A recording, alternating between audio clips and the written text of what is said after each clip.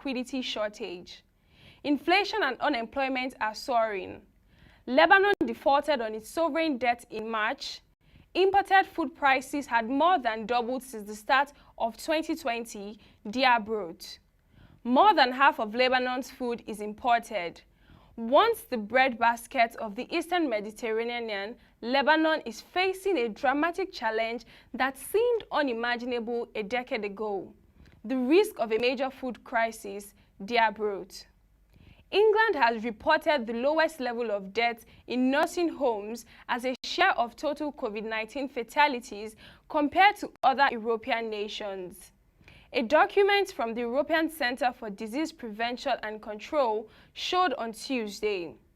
The EU report compared figures made available by national authorities in European countries. It did not explain why the number of deaths in facilities for elderly largely varied across Europe, but stressed underreporting of COVID-19 cases in care homes has been a common feature throughout the pandemic.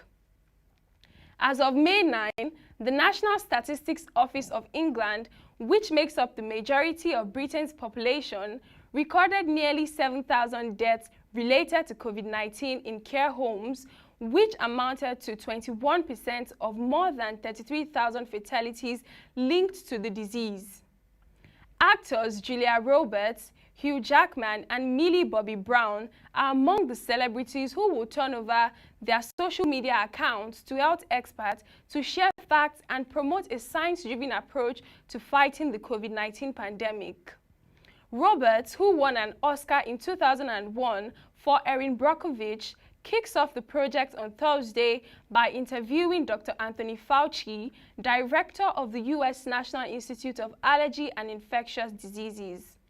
The hashtag Pass the Mic initiative is organized by global non-profit One Campaign, which aims to spotlight health and economic experts discussing a global response to the global COVID-19 pandemic. The emphasis is on data, science, and facts. According to One, the stars will turn over their social media accounts for one day to frontline workers, health economic, and other experts. The Nigerian Inspector General of Police, Mr. Mohammed Adamu, said all essential service workers will now be exempted from enforcement of the curfew.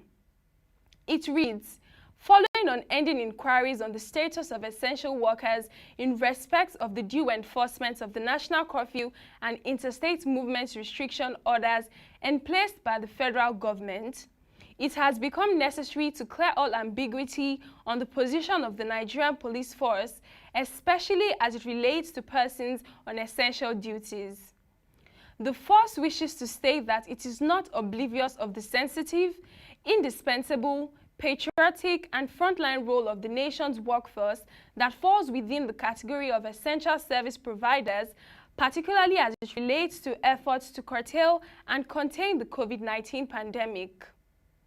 The confirmed COVID-19 cases in Nigeria is now 6,677, with 1,840 cases and 200 deaths.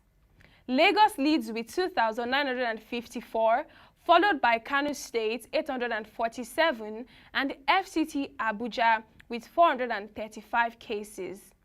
Imo, 7, Anambra and Benue, 5, each make up 3 states with the lowest cases. About 40,043 sample tests have been carried out by the Nigerian Center for Disease Control. Kogi and Cross River states are still yet to record an official case of COVID-19.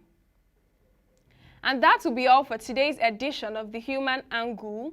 You can send your videos and pictures to news@proshareng.com or programs@proshareng.com and let us share your experience and views.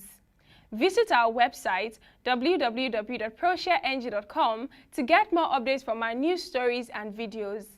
Also follow our social media platforms showing on the screen for further updates on our market reports. Be sure to join us by 6 p.m. for our evening segment, which will be streamed live on our YouTube, Facebook, and Twitter channels. Till tomorrow, thank you for watching and do stay safe.